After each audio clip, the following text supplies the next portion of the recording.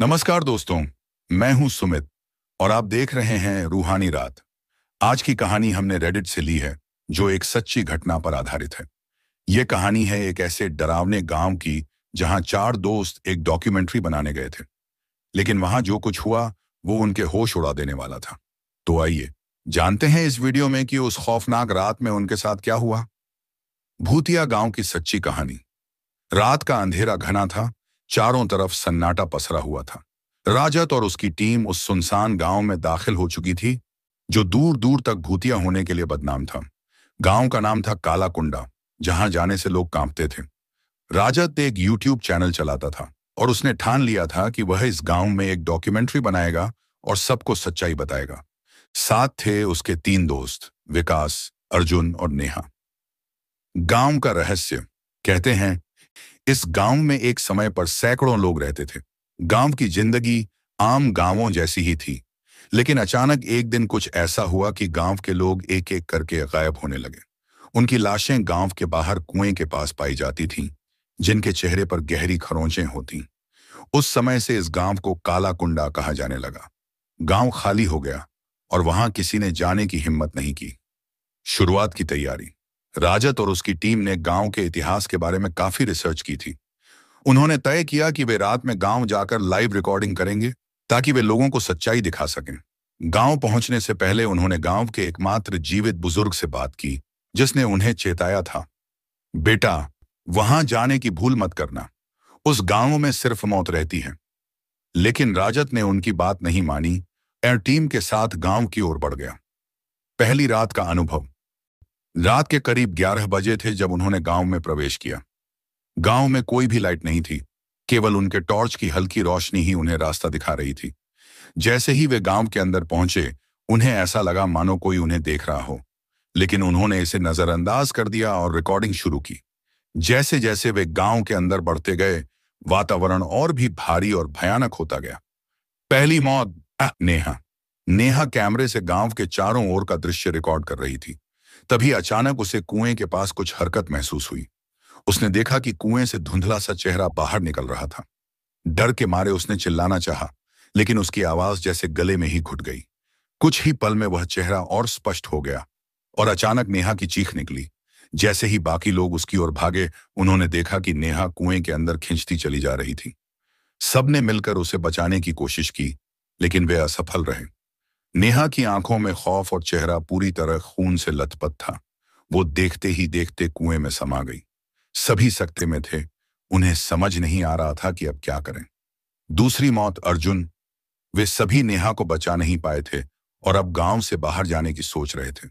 तभी अर्जुन ने कहा, हमें नेहा को ऐसे नहीं छोड़ना चाहिए, हम कुछ तो करेंगे। लेकिन जैसे ही उन्होंने नेहा को ढूंढना शुरू किया, अचानक अर्जुन की आंखों में डर की झलक दिखी। उसने कहा, वहां कोई है, हमें पीछे हटना चाहिए। राजत और विकास ने उसकी बात को मजाक समझा और उसे शांत रहने को कहा, लेकिन तभी अर्जुन के शरीर में एक अजीब सी अकड़न आने लगी।